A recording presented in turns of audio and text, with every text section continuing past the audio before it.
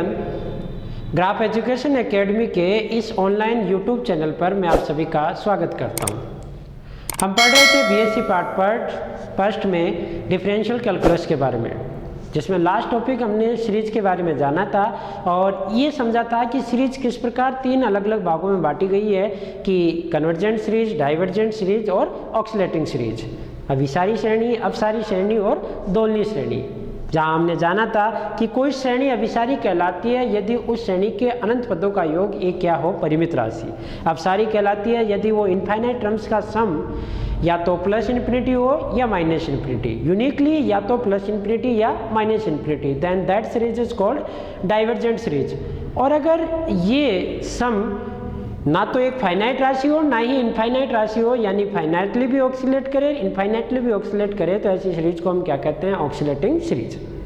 ये last topic पढ़ा था। उससे आगे आज हम इनके रिलेटेड कुछ गुणधर्म जानते हैं कि किस प्रकार कौन सी श्रेणी कन्वर्जेंट होती है और डाइवर्जेंट होती है। तो सबसे पहले हम जो एक श्रेणी पढ़ चुके हैं उसके बारे में जानते हैं। सीरीज हम पढ़ रहे हैं और पहली श्रेणी आप डाल लें, गुणोत्तर श्रेणी का अभिसरण। गुणोत्तर श्रेणी या श्रेणी का अभिसरण, इसके बारे में हम जान लेते हैं पहले कि गुणोत्तर श्रेणी किस प्रकार कन्वर्जेंट होती है। इस चैप्टर में हमारे पास ये काम आएगा, गुणोत्तर श्रेणी का अभिसरण, कन्वर्जेंस ऑफ ज्योमेट्रिक सीरीज। देखो, गुणोत्तर श्रेणी आप जानते हो इस प्रकार की होती है। एक गुणोत्तर श्रेणी, गुणोत्तर श्रेणी या श्रेणी summation un is equal to a r square dot a r की पावर n-1, ये nवां पद होता है। इस प्रकार होती है, प्रथम पद a, द्वितीय पद a आर स्क्वायर। यहाँ r क्या है, सारोनुपात, और a क्या है, प्रथम पद।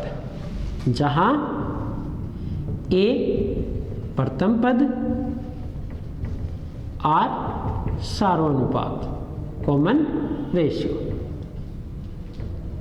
इस प्रकार की होती है एक गुणोत्तर श्रेणी। ये कब अभिसारी होती है, अभिसारी पहला गुणोत्तर श्रेणी का अभिसरण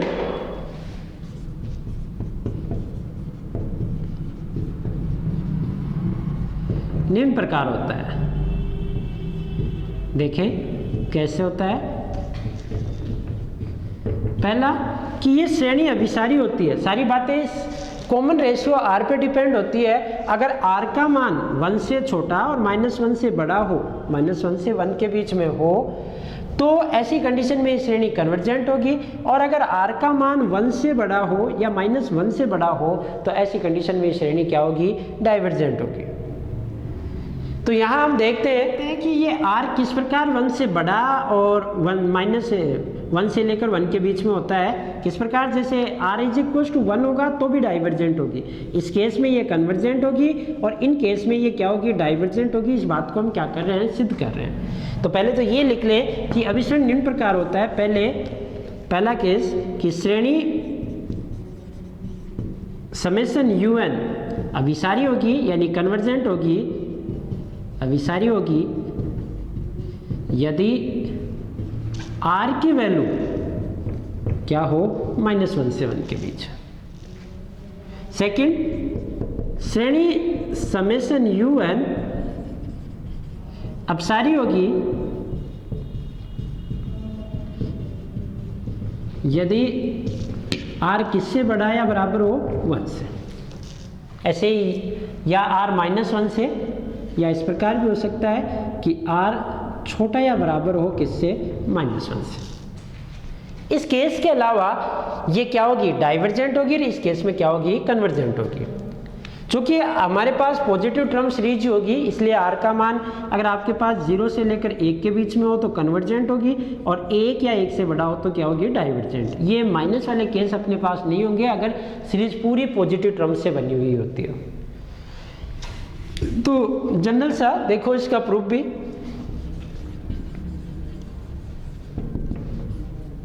आप ये जानते हैं कि गुणोत्तर श्रेणी के n पदों का योग कैसे निकाला जाता है। गुणोत्तर श्रेणी समेशन un के n पदों का योग, क्योंकि आपको इस योग को n टेंस टू इन्फिनिटी पर ले जाकर देखना है। अगर ये फाइनाइट आया तो सीरीज कन्वर्जेंट होगी, और अगर प्लस इन्फिनिटी या माइनस इन्फिनिटी आया तो क्या होगी, डाइवर्जेंट होगी। n पदों का योग क्या होता है, Sn is equal to a 1 minus r की power n upon 1 minus are.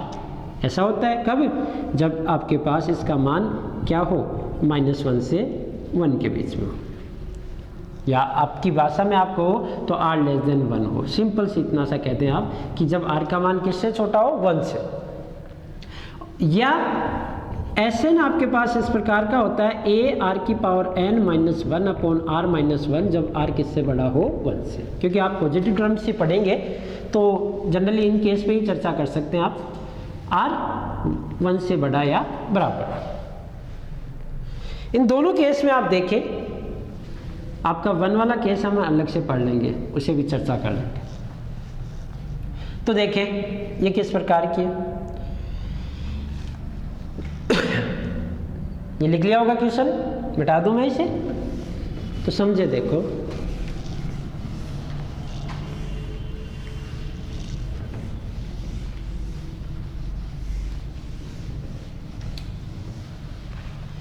यानी गुणोत्तर श्रेणी के n पदों का योग Sn इस प्रकार निकाला जाता है। अब केस फर्स्ट हम करते हैं जब r का मान -1 से लेकर 1 के बीच में हो, या फिर आप सिंपली ऐसा बोले कि r किससे छोटा हो, 1 से। तो Sn इज इक्वल टू आपके पास क्या है, a 1 माइनस आर की power n upon 1 minus r. चूंकि r लेस देन 1, तो इसका मतलब क्या हो गया, limit n tends to infinity Rn is equal to क्या होगा, 0।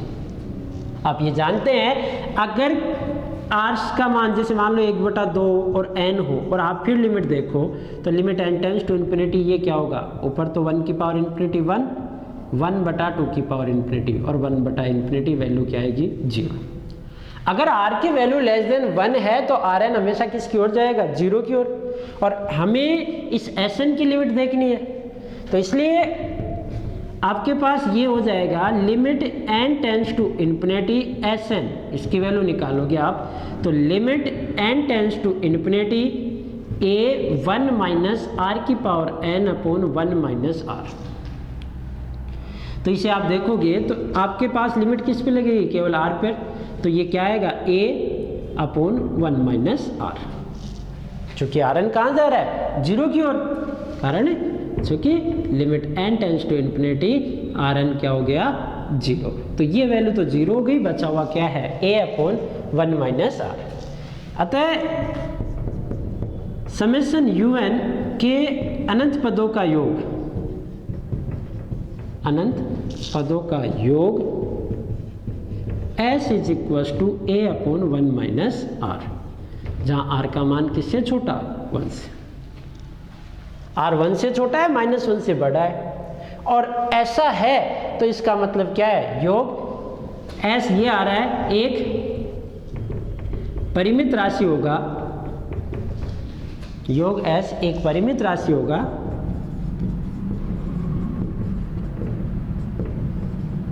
और ऐसा होता है तो इसका मतलब ये योग हमेशा फाइनाइट होगा, क्योंकि a एक फाइनाइट वैल्यू है और r आपके पास एक फाइनाइट वैल्यू है, किससे छोटी है, 1 से। अगर r का मान 1 हो जाता तो शायद ये क्या हो जाता, a/0, और a/0 की वैल्यू क्या हो जाती, इनफाइनाइट। r 1 को छोड़कर, यहाँ r लेस देन 1 है, इसका मतलब ये है कि r 1 नहीं है। R1 को छोड़कर आप चाहे कुछ भी मान रखें, इसमें आपके पास ये वैल्यू हमेशा क्या आएगी, फाइनाइट, और फाइनाइट राशि होगी, और जिस सीरीज के अनंत पदों का योग परिमित होता है तो वो श्रेणी क्या होती है, अभिसारी। तो इसका मतलब क्या हो गया, तो यहाँ से मैं कह सकता हूँ अर्थात समेशन un r की वैल्यू लेस देन 1 को या -1 से +1 के लिए के लिए अभिसारी होगी। इस केस में ये सीरीज कैसी हो गई, convergent. Second case, r greater than equal 1 के लिए, मैं पॉजिटिव टर्म्स के लिए बोल रहा हूँ। इस केस के लिए यदि r ग्रेटर देन 1 है, केवल ग्रेटर देन 1 वाले केस के लिए पढ़ रहे हैं, 1 है तो श्रेणी समेशन un के n पदों का योग क्या होता है आप जानते हैं, n पदों का योग Sn is equals to a r की power n minus 1 upon r minus 1, जब r का मान किससे बड़ा हो, 1 से। ये केस r 1 से बड़ा है तो इस स्थिति में यहाँ r किससे छोटा है, 1 से, तो इस केस में इसके n पदों का योग ये होता है। तो चूंकि r आपके पास 1 से बड़ा है तो इसका मतलब limit n tends to infinity Rn कहाँ जाएगा, इन्फिनिटी पर। अगर आपने -1 से छोटा लिया तो माइनस इन्फिनिटी की तरफ, और अगर 1 से बड़ा लिया तो किसकी तरफ जाएगा, इन्फिनिटी की तरफ। ये प्लस के इन्फिनिटी की तरफ जा रहा है। जैसे ही आपने r का मान 1 से बड़ा लिया, जैसे 2 लिया और 2 की घात अनंत किया, तो 2 की घात अनंत की वैल्यू क्या आएगी आपके पास, इनफाइनाइट आएगी। तो इस केस में कि जब r ग्रेटर देन इक्वल 1 है तो r ग्रेटर देन 1 के लिए वो कहाँ जा रहा है, इन्फिनिटी पे, और वो इन्फिनिटी पे जा रहा है। तो इसका मतलब क्या हुआ कि इसके अनंत पदों का योग, अतः श्रेणी समेशन un के अनंत पदों का योग, जिसे आप क्या लिखते हैं, s किस प्रकार निकालते हैं, limit n tends to infinity, और किससे, Sn से। Limit n tends to infinity, Sn की वैल्यू आपके पास है a r की power n minus 1 upon r minus 1। r 1 से बड़ा है इस केस में, और r 1 से बड़ा है तो इसकी वैल्यू कहाँ जाएगी, अनंत पर। अनंत में से आप कुछ भी घटाएं जोड़े, ये क्या आएगी वैल्यू, इनफाइनाइट। और ये कैसी है, एक अपरिमित राशि। ये इन्फिनिटी की तरफ जा रहा है, इन्फिनिटी से आप किसी को भी गुणा भाग करें, किसी भी फाइनाइट राशि को, ये हमेशा क्या आएगी, इनफाइनाइट आएगी। और ये इनफाइनाइट आएगी तो यहाँ से क्या हो गया, summation un r greater than 1 के लिए डाइवर्जेंट सीरीज है। DGT का मतलब डाइवर्जेंट। और इसी में एक केस ये हो कि जब r क्या हो, 1 हो, यदि r इज इक्वल टू 1 हो तो समेशन un कैसी हो जाएगी, a r का मान 1 हो गया, वो ऐसी थी a r स्क्वायर, जब r ही 1 हो गया तो हर जगह क्या हो जाएगा, a। इस प्रकार nवा पद भी क्या हो जाएगा, a। और कोई भी राशि चाहे वो कितनी छोटी हो, जब उसे अनंत बार जोड़ा जाएगा, ये एक धनात्मक राशि है, जब उसे अनंत बार जोड़ा जाएगा तो इस सम की वैल्यू क्या आएगी, इनफाइनाइट। इसे आप ऐसे भी लिख सकते हो, a प्लस 1 प्लस 1 प्लस 1, कितनी बार है ये, अनंत बार। और इसका मतलब क्या है, इसकी वैल्यू भी क्या आएगी, अनंत। इसका मतलब क्या हो गया, अतः r ग्रेटर देन 1 के लिए गुणोत्तर श्रेणी summation un is equal to a ar इस प्रकार की है। ये एक अपसारी या डाइवर्जेंट अपसारी श्रेणी होती है। तो ये बात की हमने किसकी, ज्योमेट्रिक सीरीज के कन्वर्जेंस की, कि कोई भी ज्योमेट्रिक सीरीज कन्वर्ज होती है अगर r का मान 1 से लेस देन है और -1 से बड़ा है, तब तो वो सीरीज क्या होगी, कन्वर्जेंट होगी। और अगर r का मान स्ट्रिक्टली 1 से बड़ा या बराबर है तो वो क्या होगी, डाइवर्जेंट। इस केस में डाइवर्जेंट और इस केस में कन्वर्जेंट। ये गुणोत्तर श्रेणी के हमने कन्वर्जेंस की बात की। आप कोई भी उदाहरण से लेकर देख सकते हैं। बता दूं मैं इसे, कुछ एग्जाम्पल्स मैं आपको बताता हूं, देखें, जिनसे आप डायरेक्टली बता सकते हैं कि ये कन्वर्जेंट है या डाइवर्जेंट, यानी इसके अनंत पदों का योग फाइनाइट है कि इनफाइनाइट। एग्जाम्पल देखें, जैसे summation un is equal to 1/3 plus 1/3 square plus 1/3 cube plus 1 इस प्रकार चल रही है 1/3 की पावर n होती है। n बराबर 1 रखोगे तो आपके पास 1/3, 2 रखोगे 1/3 स्क्वायर ये। तो यहाँ आपके पास सार्व अनुपात क्या है, r इज इक्वल टू 1/3, वो क्या है लेस देन 1। अब इसके योग निकालने की आपको जरूरत नहीं है, तो आप सीधा ही कह सकते हो आता है समेशन un एक कन्वर्जेंट सीरीज है।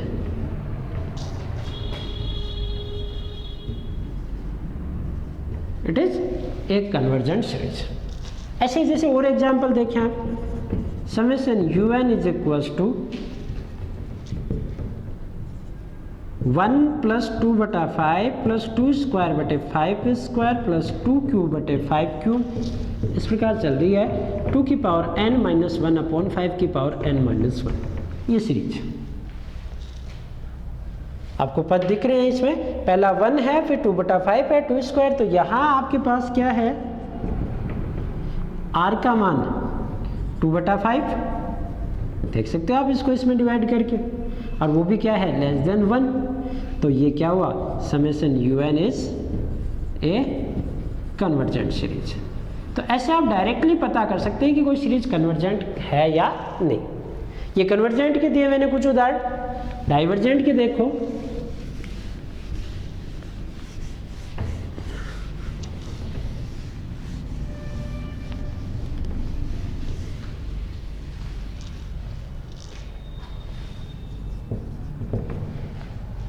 जैसे ये लिया example, summation un is equal to 1 plus 5/3 plus 5 square बटे 3 स्क्वायर प्लस 5 क्यूब बटे 3 क्यूब इस प्रकार चल रही है 5 की पावर n माइनस 1 अपॉन 3 की पावर n माइनस 1 ये सीरीज। तो यहाँ आपके पास r क्या है 5/3 और वो 1 से बड़ा है, आपको दिख रहा है। तो इसका मतलब क्या हुआ, summation un is a divergent series. यहाँ आपको योग निकालने की इसकी आवश्यकता नहीं है कि इसके अनंत पदों का योग इन्फिनिटी आएगा या माइनस। आप सिंपली कह सकते हो कि ये क्या है, डाइवर्जेंट है यदि r का मान 1 से बड़ा है और 1 से छोटा है तो कन्वर्जेंट, 1 के इक्वल है तो भी डाइवर्जेंट, 1 के इक्वल एक तभी आएगा जब सारे पद क्या हो, एक समान हो। समझ में आ गया होगा। अब कुछ सिंपल से नोट आप लिख लें सीरीज से रिलेटेड, प्रॉपर्टीज ऑफ सीरीज लिख लें आप। मैं उन्हें समझा भी देता हूं और साथ में लिखा भी देते हैं।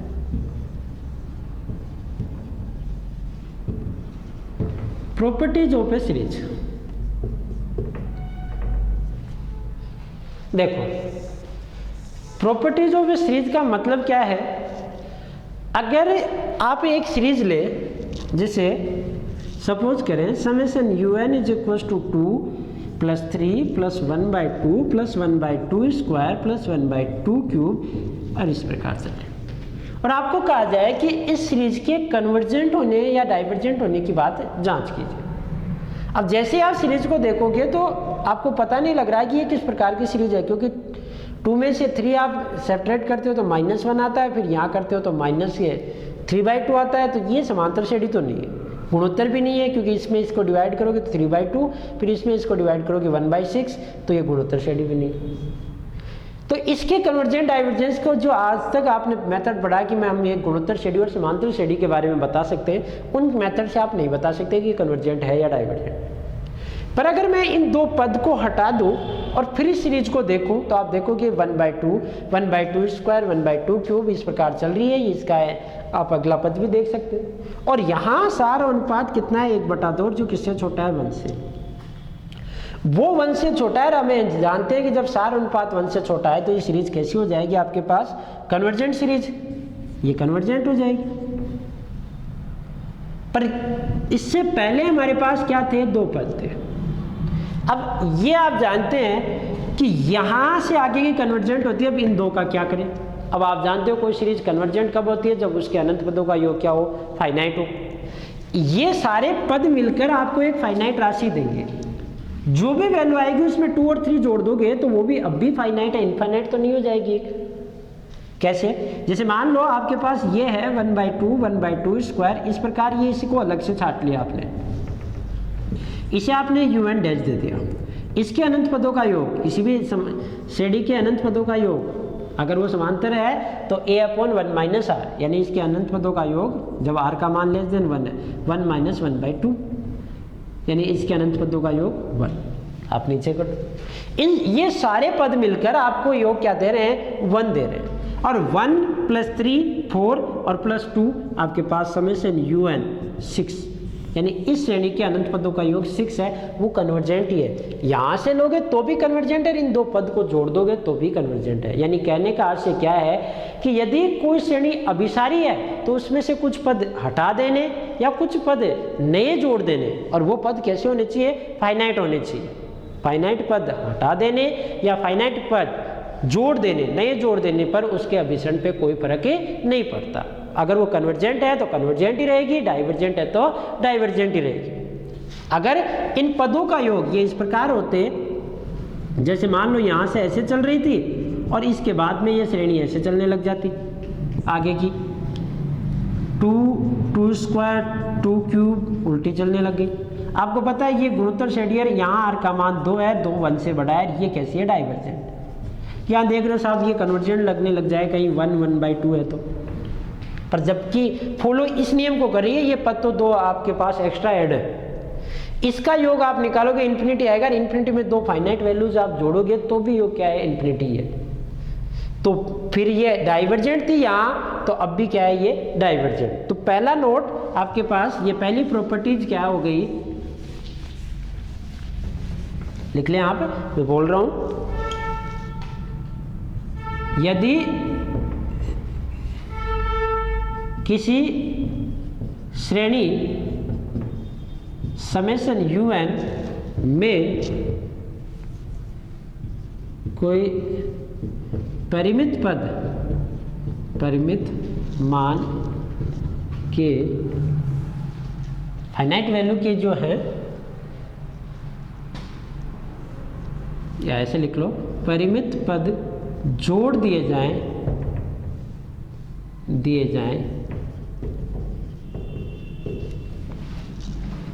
या हटा दिए जाएं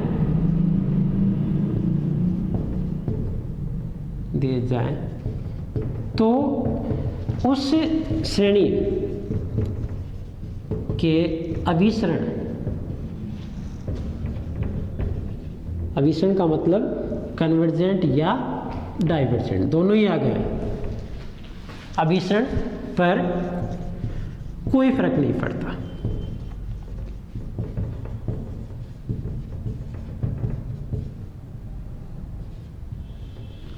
यानी अगर किसी श्रेणी में आप फाइनाइट पद हटा दो या नए जोड़ दो, उसके अभिसरण पे कोई फर्क ही नहीं पड़ता। कैसे? एग्जाम्पल से आप और देख लें। श्रेणी summation un is equals to 1/2 plus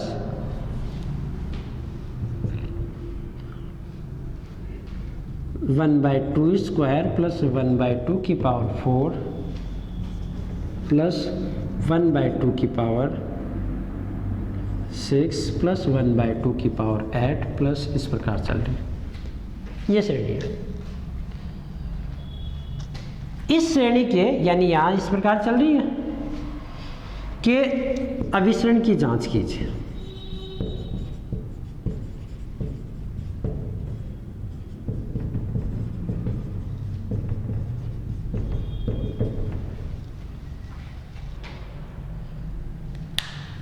इसके अभिसरण की क्या करनी है? आपको जांच करनी है। तो यहां देखें सॉल्यूशन में, अगर श्रेणी को इस प्रकार रखा जाए, यदि समेशन un इस प्रकार ली जाए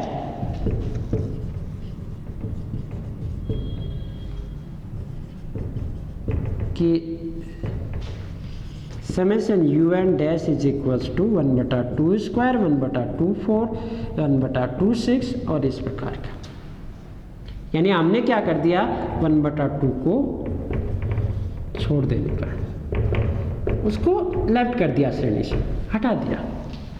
और उसको नया नाम दे दिया यू एन डैश।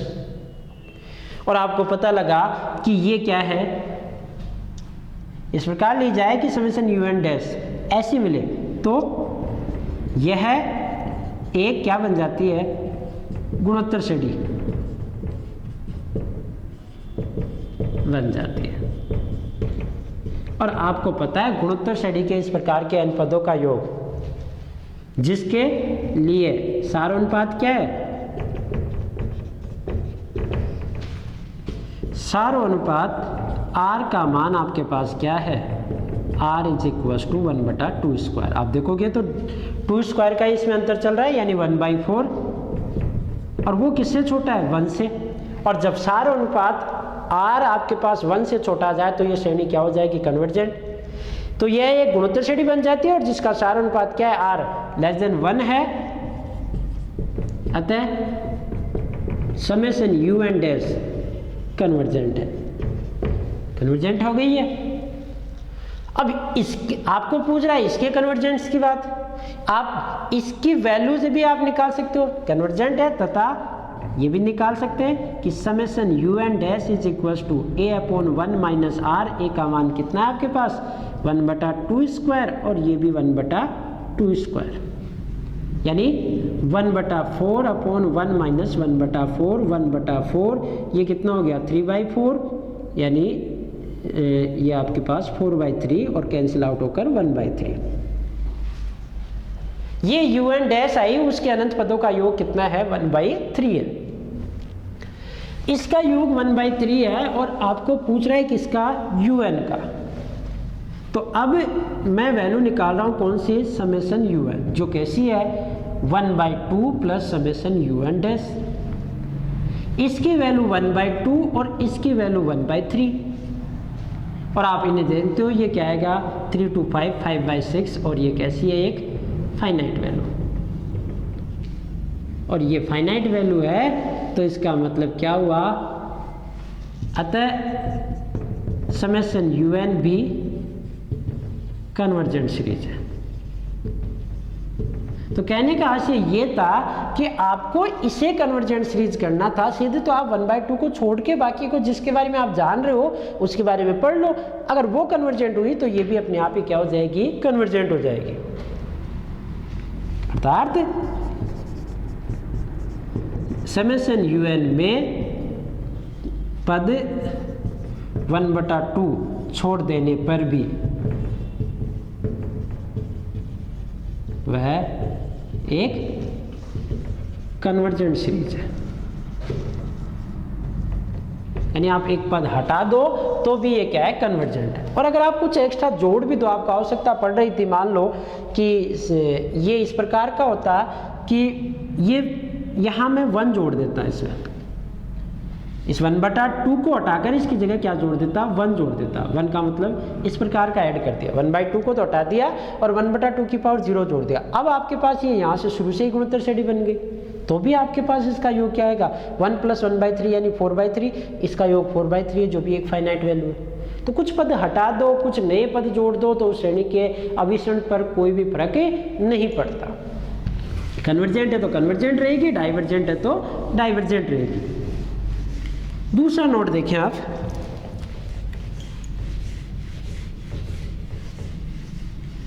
सेकंड इस पे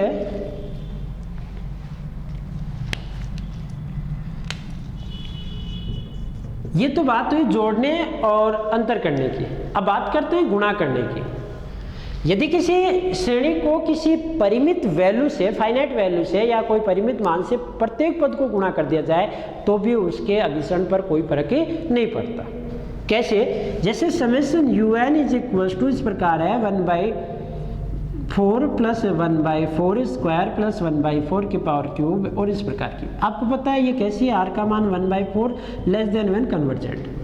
अब प्रत्येक पद को मैंने क्या किया, 5/4 से मल्टीप्लाई कर दिया, इसको भी, तो इसकी कन्वर्जेंसी पे कोई भी फर्क नहीं पड़ेगा। सेम उसी प्रकार कि आप 5/4 सब में से कॉमन ले लोगे और आपको पता है इसका योग फाइनाइट है, तो जो भी योग आएगा उससे 5/4 मल्टीप्लाई हो जाएगा, वो अब भी कन्वर्जेंट है। यानी श्रेणी के कन्वर्जेंसी और डाइवर्जेंसी जो है, कन्वर्जेंट और डाइवर्जेंट, वो इस पे डिपेंड करते हैं कि उसके पदों का योग फाइनाइट है या इनफाइनाइट है। इस बात पे डिपेंड नहीं करते कि वो आ क्या रहा है, इस पे डिपेंड नहीं कर रहा है ये कन्वर्जेंस की इसका वैल्यू क्या आ रही है, बस ये इस बात पे डिपेंड करता है केवल कि वो फाइनाइट है या इनफाइनाइट है। तो यहाँ से आप एक रिजल्ट ये भी लिख सकते हैं,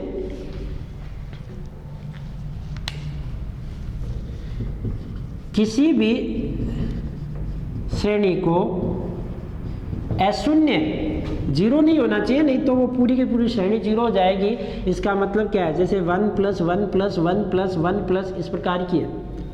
आपको पता है ये डाइवर्जेंट है क्योंकि इसके अनंत पदों का योग क्या है, इन्फिनिटी। अब प्रत्येक पद को जीरो से मल्टीप्लाई करोगे तो सारे पद क्या हो जाएंगे, जीरो, और जीरो का सम क्या आ जाएगा, जीरो, और ये कन्वर्जेंट हो जाएगी। तो अशून्य, और वो भी कैसी, फाइनाइट, किसी भी श्रेणी को अशून्य परिमित राशि से गुणा या विभाजित, दोनों चलेंगे, आप चाहे डिवाइड करें या गुणा करें, विभाजित कर देने पर भी उस श्रेणी के अभिसरण का मतलब चाहो तो आप लिख दें अभिसारी या अपसारी होने, अभिसरण पर कोई फर्क नहीं पड़ता। अगर वो पहले कन्वर्जेंट थी तो गुणा करने के बाद में भी कन्वर्जेंट रहेगी, पहले डाइवर्जेंट थी तो आप उसको गुणा करोगे तो भी वो क्या रहेगी, डाइवर्जेंट रहेगी। उदाहरण आप सेल्फ बना सकते हैं, खूब सारे आप आसानी से समझ चुके हैं। तीसरा एक और नोट, वो कैसे, जैसे एक सीरीज समेशन यूएन, ये कन्वर्जेंट है, इसके पदों का योग क्या है, फाइनाइट है।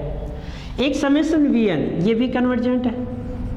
आप दोनों को जोड़ दिए, समेशन यूएन प्लस वीएन, या अंतर कर दिए, तो ये भी क्या होगी, कन्वर्जेंट प्लस कन्वर्जेंट।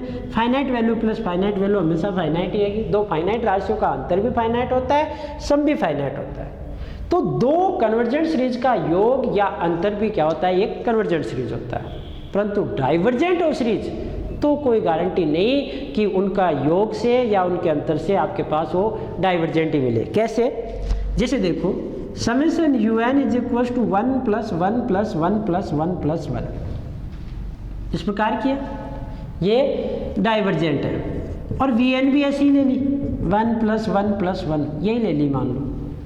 ये दो डाइवर्जेंट सीरीज है, दोनों का अंतर कर दिया, un - vn, आपके पास क्या आ जाएगा, 0 + 0 + 0, वो कन्वर्जेंट हो जाएगी।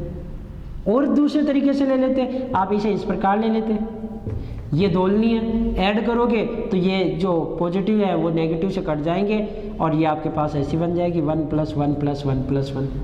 एक दोलनी, एक डाइवर्जेंट, यानी एक ऑक्सीलेट, एक डाइवर्जेंट, और रिजल्टेंट में क्या मिल रही है, डाइवर्जेंट। तो ऑक्सीलेटिंग सीरीज या डाइवर्जेंट सीरीज का सम ऑक्सीलेटिंग या डाइवर्जेंट हो कोई जरूरी नहीं, पर अभिसारी श्रेणियों का योग या अंतर भी क्या होता है, अभिसारी श्रेणी होता है।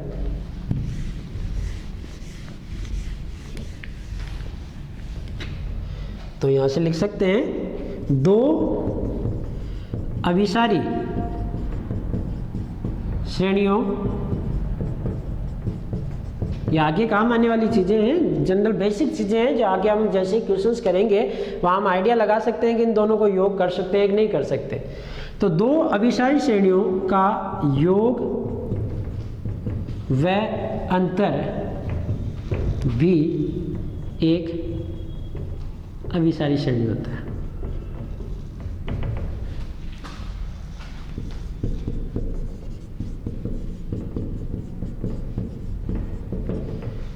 दो कन्वर्जेंट सीरीज का योग या वह अंतर भी क्या होता है, एक अभिसारी श्रेणी होता है। कैसे, एग्जाम्पल के तौर पर एक समेशन un, ये आपके पास वह समेशन vn, दो अभिसारी श्रेणी है।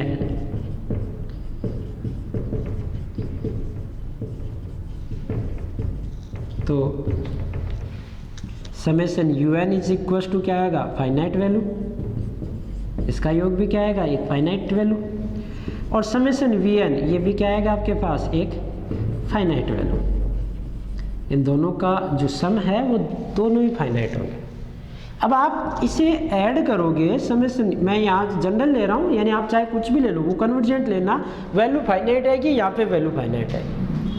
आप उसे ऐड करोगे या सब्ट्रैक्ट करोगे, यू एन में वी एन ऐड करो या सब्ट्रैक्ट करो, आपके पास इधर भी एक फाइनाइट वैल्यू है, उसमें ऐड भी क्या हो रही है, एक फाइनाइट वैल्यू हो रही है, और अगर आप सब्ट्रैक्ट करोगे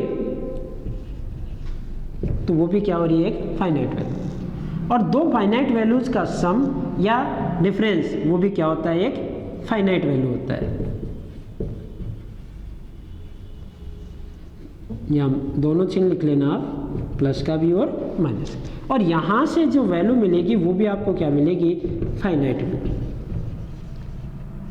और ये भी अगर ये फाइनाइट वैल्यू है तो इसका मतलब क्या हो गया, अतः summation u n plus minus v n, आप चाहे इस टर्म्स को ऐड करें, इसकी वैल्यू ऐसे भी लिख सकते हैं ना आप, u n plus minus v n, आप पूरे वैल्यूज को जोड़ के पूरी दूसरी वैल्यूज में जोड़ दें, इसके पूरे मान को इसके पूरे मान में जोड़ो, वो भी वही बात आएगी, या इसका पहला पद इसके पहले पद में, दूसरा पद इसके दूसरे पद में, फिर योग करोगे तो भी वही आएगा। आपको ये पता है कि 2 + 3 और 4 एक सीरीज ऐसे है और एक ऐसे है 1 2 3, दो छोटी छोटी सीरीज है, ये 4 + 3 + ये 9 हो गया, 3 2 5 और ये 6, आप दोनों को ऐड करोगे 15, वैसे ऐड करोगे ये 3 ये 5 और ये 7 तो भी 15 ही है, 7 3 10 और 15, यानी इंडिविजुअल टर्म्स को ऐड करो या पूरी सीरीज को ऐड कर दो, दोनों तरफ सेम ही बात है। तो summation u n plus minus v n बी अभिसारी होगी।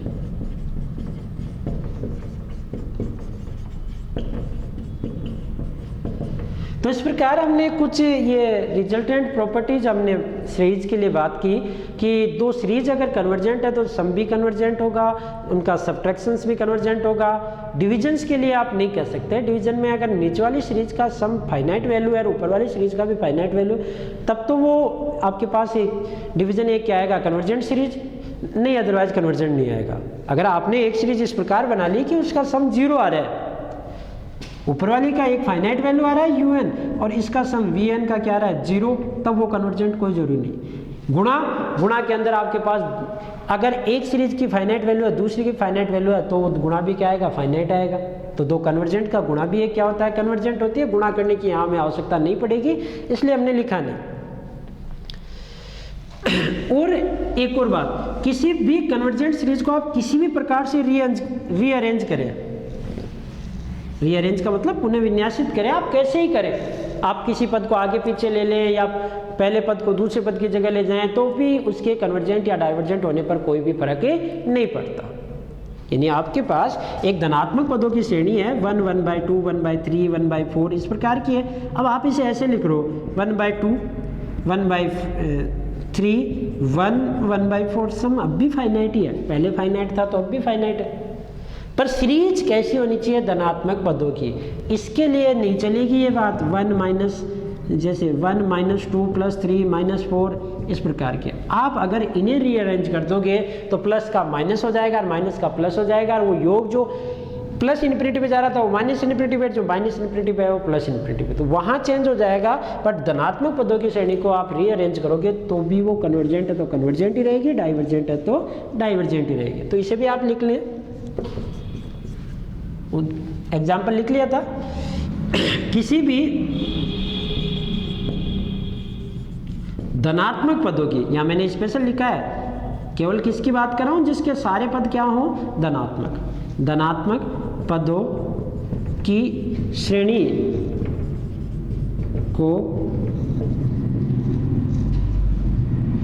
यदि पुनः विन्यासित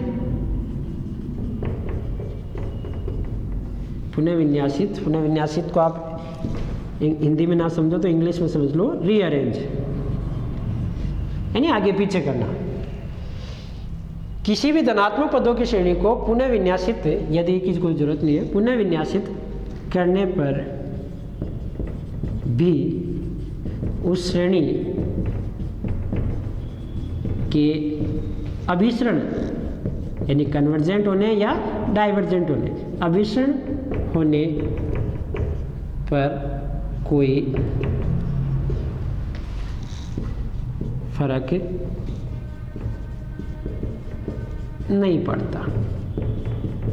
आप रीअरेंज करें, आप जैसे चाहे उसे रीअरेंज करें, उसके कन्वर्जेंट होने पर कोई भी फर्क नहीं पड़ता। समझ में आ गया होगा ये बात। एक छोटा सा और बात लिख लें आप यहां, मिटा दूं इसे।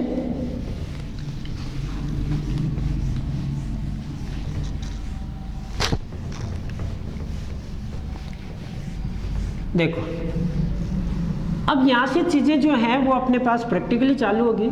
आगे हम जो भी पढ़ने वाले हैं वो कुछ ऐसे फॉर्मूले और डेरिवेशन पढ़ने वाले हैं जिनसे पता लगेगा कि कोई सीरीज कन्वर्जेंट है या डाइवर्जेंट।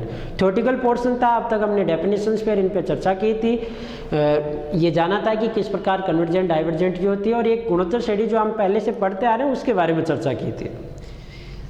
अब देखो इंपॉर्टेंट बात है यहाँ, श्रेणी के अभिसारी होने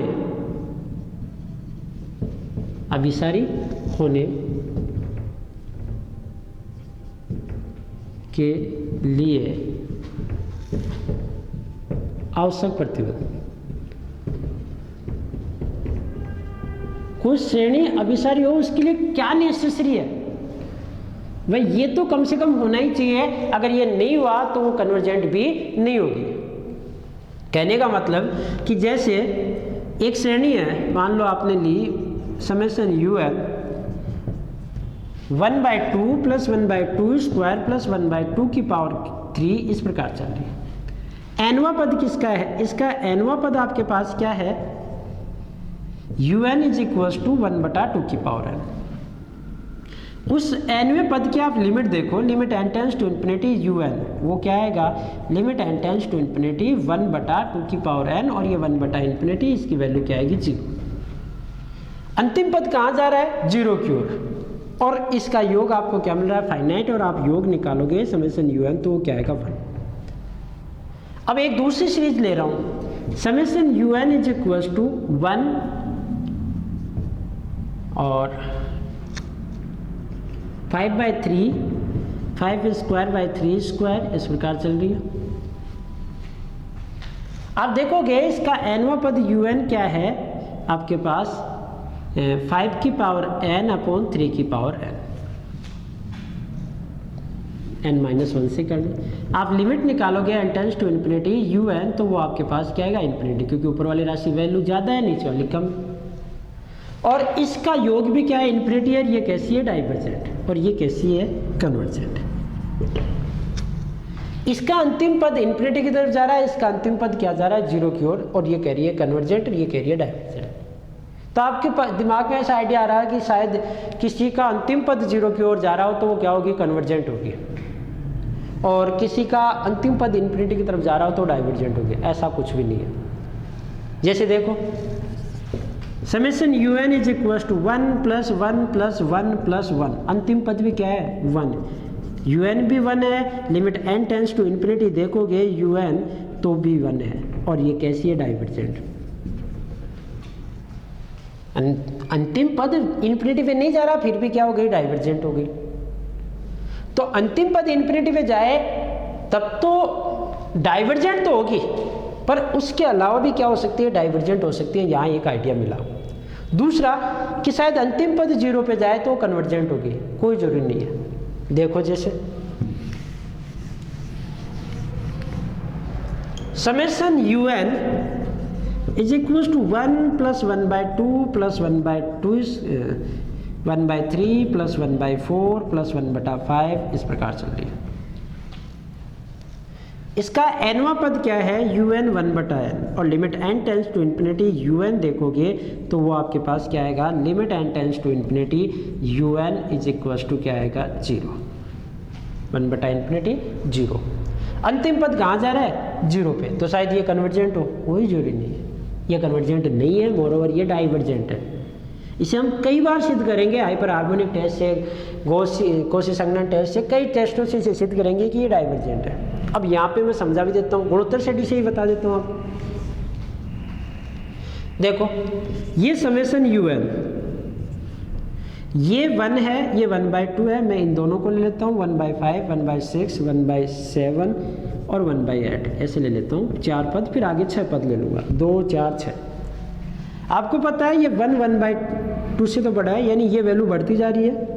मैं इस 1/2 को 1/2 ही रहने देता हूँ, इस 1 की जगह 1/2 रख दिया तो ये वैल्यूज क्या हो गई, बढ़ गई, यानी ये सीरीज बढ़ गई जो UN है। 1/3 और 1/4 इसको भी आप किससे रिप्लेस कर सकते हो, ये 1/2 से तो बड़े ही हैं, तो इनको भी मैंने किससे रिप्लेस कर दिया, 1/2 से। अब ऐड करके देख, ये भी 1/2 से बड़े, यानी सारी वैल्यूज है, आप इनको छोटे से छोटे मान से, यानी 1/4 से रिप्लेस कर दो, 1/4 प्लस 1/4 यानी 1/2। इसको 1/8 से रिप्लेस कर दो, तो 1/8 को 4 टाइम जोड़ोगे तो वो भी 1/2, यानी इससे छोटी रख ली। और आप जानते हो इसके लिए R का मान क्या है, 1। और गुणोत्तर श्रेणी में जब R 1 होता है तो सीरीज क्या होती है, डाइवर्जेंट होती है। ये डाइवर्जेंट है और इस UN से छोटी है। अगर छोटी वाली अनंत पे जा रही है तो बड़ी तो स्वतः ही कहाँ जाएगी, अनंत पे, यानी इससे छोटे पद बना दिए मैंने, और वो किसकी तरफ जा रहे हैं, अनंत की ओर, तो ये भी कहाँ जाएगा, अनंत की ओर, तो ये डाइवर्जेंट है। जबकि अंतिम पद कहाँ जा रहा है, 0 की ओर। तो ये गारंटी नहीं कि अंतिम पद 0 की ओर जाएगा तो वो कन्वर्जेंट होगी, बट ये जरूरी है कि कोई सीरीज कन्वर्जेंट है तो उसका अंतिम पद कहाँ जा रहा है, 0 की ओर। अगर कोई सीरीज कन्वर्जेंट है तो अंतिम पद 0 की ओर जा रहा है। ये हमारे पास क्या हो गया, किसी श्रेणी के लिए नेसेसरी कंडीशन अभिसारी होने के लिए। तो इसे आप लिख लें, जब भी आपको चेक करना है कि कोई सीरीज कन्वर्जेंट है या डाइवर्जेंट, तो सबसे पहले आप उसके अंतिम पद के अग्रसर होने की संभावना देखें। अगर वो 0 की ओर जा रहा है तो यहाँ से पॉसिबिलिटी बनेगी कि वो कन्वर्जेंट हो सकती है, और अगर नहीं जा रहा तो आप बिना कुछ कैलकुलेशंस किए कह सकते हो कि ये कन्वर्जेंट नहीं होगी। तो इसका स्टेटमेंट आप लिख लें, एक श्रेणी यदि एक श्रेणी समेसन UN अभिसारी है तो limit n tends to infinity UN is equals to 0। अगर वो अभिसारी है तो अंतिम पद किसकी ओर जा रहा है, UN है वो किसकी ओर जा रहा है, 0 की ओर। इसका मतलब ये है। अगर P इम्प्लाइज Q आता है, यानी अभिसारी होने की वजह से ये आता है, तो इसका मतलब ये भी सत्य होता है कि जिस दिन Q गलत है उस दिन P भी गलत है।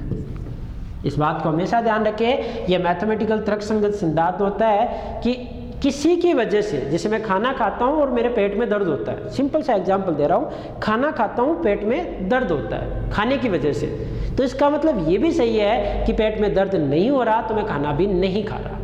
मैंने उल्टा बताया, खाना खाता हूँ तो पेट में दर्द होता है, इसका मतलब जिस दिन खाना नहीं खा रहा तो पेट में दर्द भी नहीं हो रहा। ये भी सत्य होता है, यानी ये नहीं हो रहा ना तो ये भी नहीं हो रहा, पर ये हो रहा है तो कोई जरूरी नहीं। जैसे मेरे पेट में दर्द हो रहा है, खाना खाता हूँ पेट में दर्द हो रहा है, और फिर किसी ने एकाएक आके देखा कि पेट में दर्द हो रहा है, फिर आप कहो कि शायद खाना खाया होगा इसलिए, नहीं, किसी और वजह से भी तो हो सकता था कि कोई लात मार दे, गिर जाए, या कोई अन्य कोई डिजीज हो जाए। तो यहाँ आपको ये समझ में आना चाहिए कि नेसेसरी कंडीशन कही है मैंने, सफिशिएंट नहीं, आवश्यक प्रतिबंध का है कि अगर वो कन्वर्जेंट है तो अंतिम पद 0 पे जाएगा, अंतिम पद 0 पे जाए तो कन्वर्जेंट हो, कोई जरूरी नहीं। उदाहरण से भी दिया था, अर्थात यहाँ ये भी लिख लिया, अर्थात इसी को यदि लिमिट, इसका मतलब ये भी सही है, limit n tends to infinity UN is not equal to 0, 0 नहीं है तो है तो श्रेणी समेसन UN अभिसारी श्रेणी नहीं होगी, श्रेणी नहीं होगी। अभिसारी नहीं होगी तो क्या होगी, अपसारी। पर कब, जब सारे टर्म्स किसके हो, धनात्मक हो। पॉजिटिव टर्म सीरीज हो तो वो अभिसारी नहीं हो रही है तो क्या होगी, अपसारी, क्योंकि पॉजिटिव टर्म सीरीज के पास दोलने का ऑप्शन बचता ही नहीं। इसका प्रूफ भी आप देख सकते हैं, सिंपल सा मैं प्रूफ बना देता हूँ। प्रूफ की वैसे आपको आवश्यकता नहीं, एग्जाम्स में नहीं पूछा जाएगा, क्वेश्चंस आएंगे, बुक में कहीं नहीं लिख रखे प्रूफ्स के बारे में, सिलेबस में भी नहीं डाल रखा है। सिलेबस में भी इतना ही डाल रखा है कि simple theorems and examples without proof, simple theorem without proof और एग्जाम्पल्स। तो प्रूफ देख लो। यहाँ फिर भी मैं आपके पास यहाँ चर्चा कर लेता हूँ। श्रेणी समेशन UN के n पदों का योग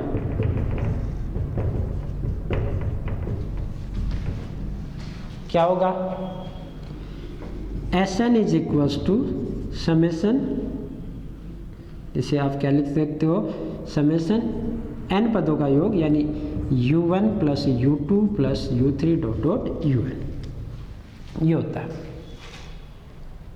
आपको क्या बताना है कि इसका अंतिम पद यानी जो UN है वो किसकी तरफ जा रहा है? 0 की ओर। आपको ये पता है किसी भी श्रेणी को UN, कोई श्रेणी है UN को इस प्रकार लिख सकते हो आप Sn Sn-1, n पदों का योग ये है। Sn का मतलब क्या होता है?